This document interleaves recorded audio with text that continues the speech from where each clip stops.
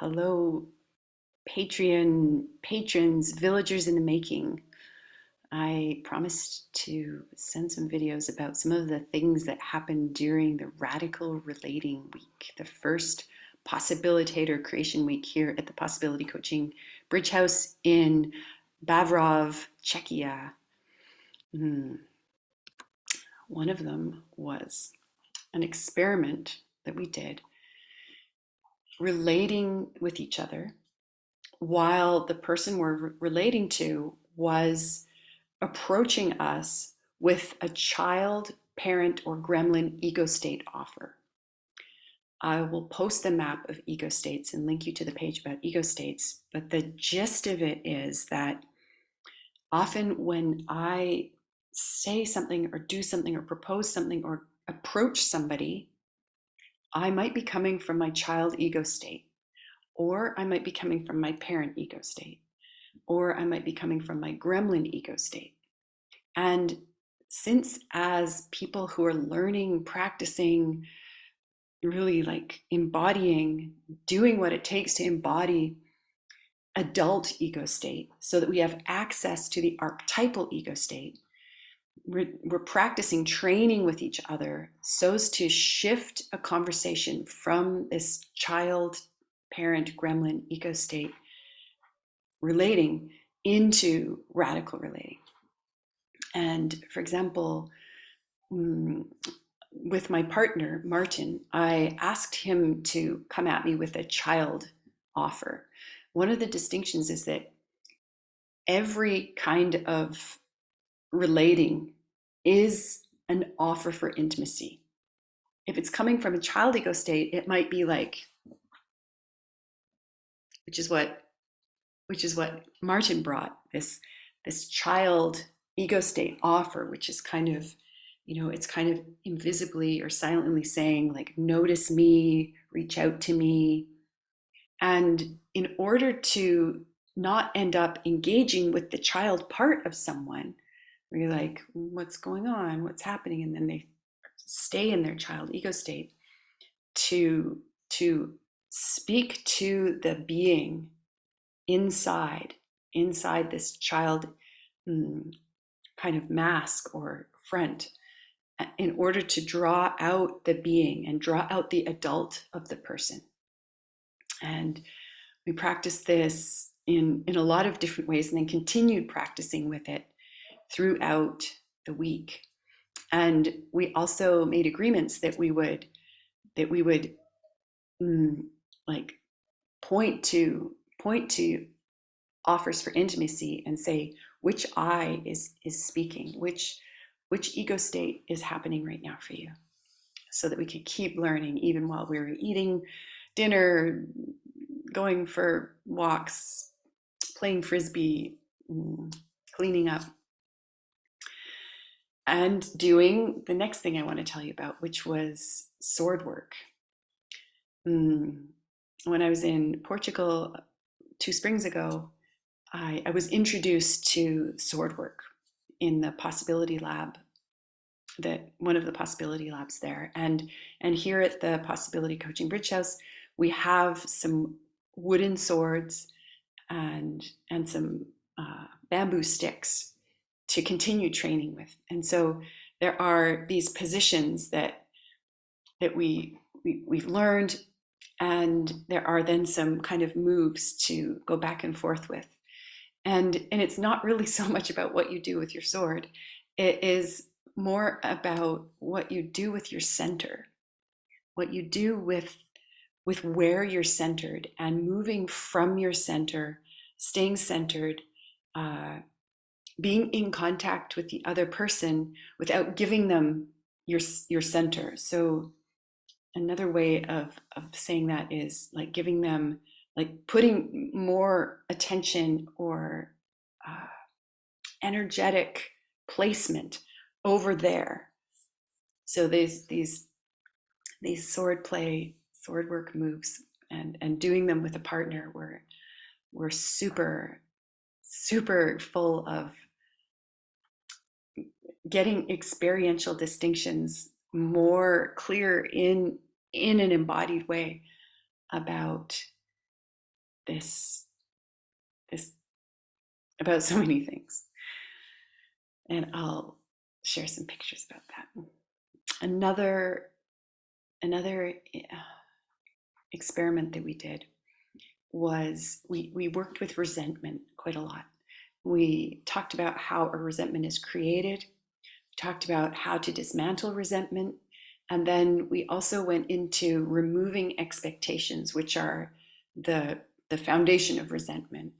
And how it goes is a resentment's created when I have an assumption, and I believe my assumption is correct, it's right. For example, I might assume that uh, my roommate will clean up after themselves. And so as soon as I believe my assumption is correct, it becomes an expectation. So I assume my roommate's going to clean up after themselves, and then I expect them to clean up after themselves. And then what happens is when they don't clean up after themselves, they disappoint this expectation that I've had, and resentment forms.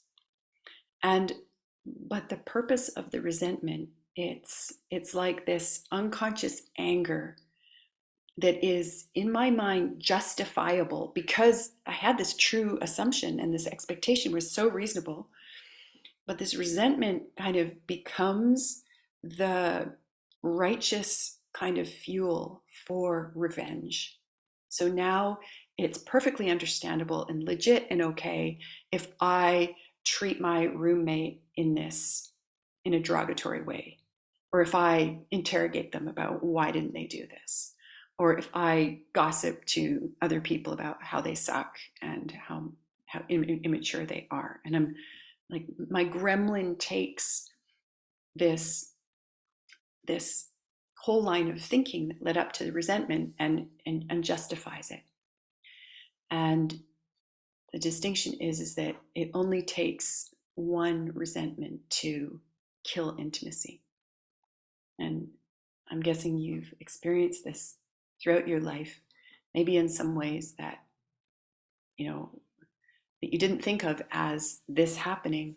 But when you really notice the symptoms of resentment, of gossiping, righteously gossiping, making fun of somebody, or punishing somebody, maybe giving them the silent treatment, or withdrawing yourself from them. These are some of the ways that I've discovered that resentment shows up for me. And in order to reverse this, to dismantle it, we worked with one map, which is just really talking to someone as if they were the person I had the resentment with, and just sharing. And this was very similar to the I Have a Story About You process that we also did. So this kind of wove in where I chose a person in my life who I've been carrying this resentment with. I love this person dearly, and it is starting to become so clear to me how I am in regard to not reaching out to them, not talking to them. It's like they deserve it because I had this assumption. Of course, it was a correct assumption. So it was a reasonable expectation and they didn't meet it. So I have free license to, be like, they're not on my team, blah, blah, blah. And so with my partner who became that person, I like let myself be known. I owned the resentment. I described how it went. I felt the feelings about it. And so often this is what's happening, like the shutting down of how you really feel instead of being open and vulnerable with the person is part of how these resentments can be dismantled.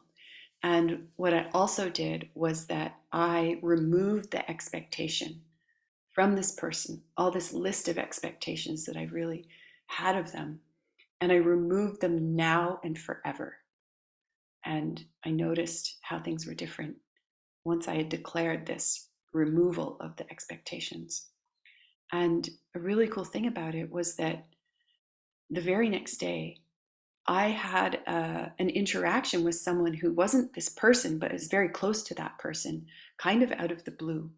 And my sense is that, wow, doing these kinds of transformational processes, they change things. They changed my shape, and then the shape of the world around me, the shape of the universe has to change too.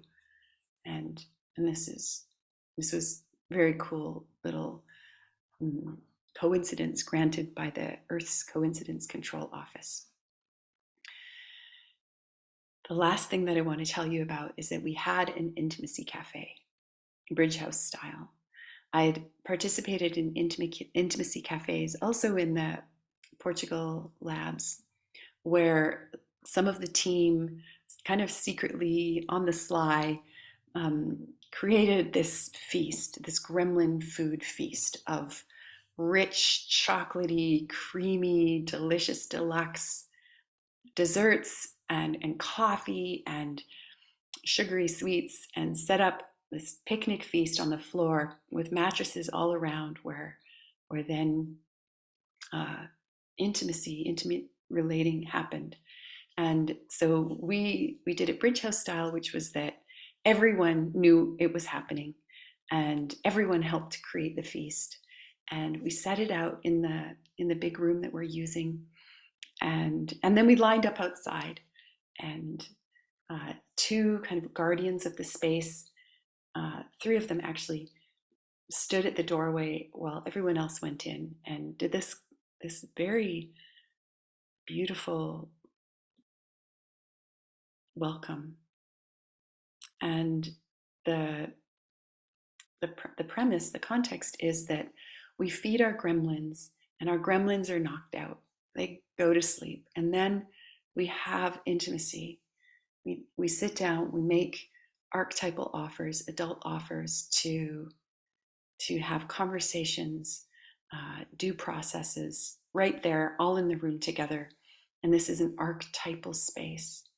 And the quality in the air, the smells and the flavors and the colors, it just seems like the room just became like shimmering lit with this quality of intimacy happening, of love happening, of clarity happening, of possibilities, of magic, of adventure. And there were six of us, so there wasn't a lot of movement actually in this intimacy cafe. And I realized with the person I was sitting on, when the space holder said, "Okay, we're gonna close it here. We're gonna end here," I had pretty much a 4-hour conversation with one person, and it was so timeless. Like, in a way, it could have been more, it could have been longer, it could have been a 45-minute conversation, but it was so packed with such rich sharing, exchanging legends about our lives, exchanging about the research we've been committed to, and asking each other questions about, what really matters to you, what are you alive for, was so precious. Yeah, these are some of the treasures that I want to share with you about the Radical Relating Week that happened here at the Possibility Coaching Bridge House in Czechia. I super look forward to other Possibilitator Creation Weeks that are coming up. My brain is not really retaining what they are and when. There is one week going to be about Taurus technology, where we're looking at the different maps of Taurus technologies, which is these set of technologies that have been developed by possibility managers as an alternative, as something next, as something new, replacing old social technologies, meetings, decision making, creating intimacy, so that archetypal spaces, collaborative, creative spaces can exist without there being so many doorways, I guess, into low drama, into this adversarial relating, into box to box relating, where it's about opinions and beliefs, rather being to being relating, archetypal adult relating, where it's about what can we create, what's next, how can I be on your team. Mm, yeah, and and this is a big part of what I'm here for. There are these Taurus technologies, practicing them every day. Another week will be reading, and we'll be talking about and experimenting with how reading can create intimacy, how reading can build matrix, build that which consciousness is draped on. And then we'll do a writing week where we're exploring about writing and doing writing and having meta conversations about how our writing's going and what's in the way, and what we're learning about creating mimetic writing, which is super clear writing that is different than a lot of ordinary writing. That's it for now. I'll end there, and thank you for watching. Thank you for reading my reports. Thank you for contributing some of your financial resources to my coffers so that I can be here, so that I can come home after to Western Canada and bring so much of this gold and put it into action. Goodbye for now.